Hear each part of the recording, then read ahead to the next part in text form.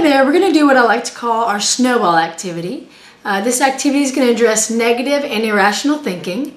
The reason we're going to use this activity for negative and irrational thinking is because our negative and irrational thoughts are often like snowballs. They hurt, are sometimes unexpected, but at the same time, sometimes we see them coming. We see the negative thoughts coming, and instead of avoiding them, we entertain them. We see them coming and we allow them to hit us, and they hit us hard sometimes. And so what we're going to do with this activity, what you need is simply a writing utensil and some round circles to act as snowballs. And what you're going to address with your client is just that. Explain to them the significance of snowballs and how they play into being similar to our negative thoughts. And then we're going to have them also write down their negative thoughts on their snowballs. So some negative thought examples could be you are, it just really just depends on what they're dealing with. If they're dealing with anxiety issues, if they're dealing with their own self-worth, if they're dealing with depression, just whatever their category that they're dealing with, have them write down specific thoughts that they're having on those snowballs, and process with them what those thoughts are, and discuss how those thoughts can sometimes catch them off guard. But often when a snowball hits you, it's cold and it's wet and it's messy.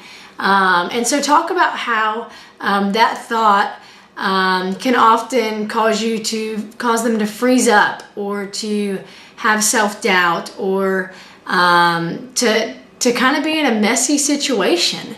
And so with these, the whole goal is to look at how when we are hit with these snowballs, or our negative or irrational thoughts, a mess can occur. We can get frozen up because snowballs are cold.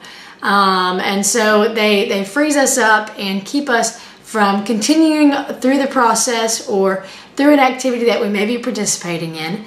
And so that's our snowballs. What you're going to do on the back side is have them write down a new thought that they can replace that thought with. As I've said in other videos, the important thing is to identify the negative thought, but more importantly than that is to identify a new thought to replace it with.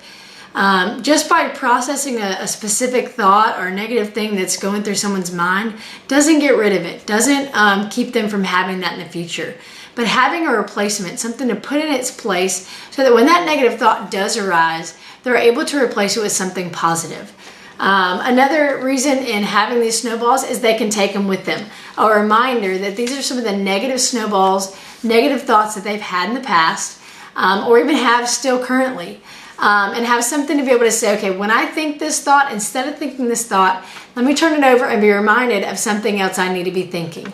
Remind them to have it on hand, have it accessible, and keep it in a place where they will readily remember where it's at, so that when they need it, it's there and handy. So there's our snowball activity. I hope you enjoy it, and comment below, check out some of my other videos. Let me know if there's any videos you'd like me to do in the future. Thanks.